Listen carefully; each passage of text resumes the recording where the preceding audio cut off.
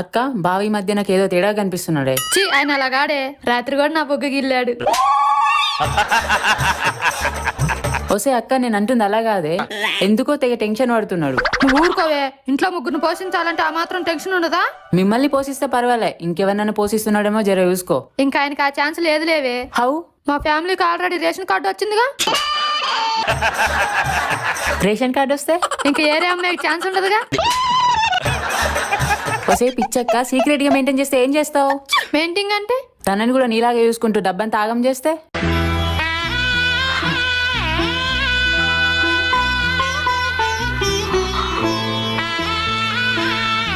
అలా ఎట్టి పరిస్థితుల్లో జరగదే.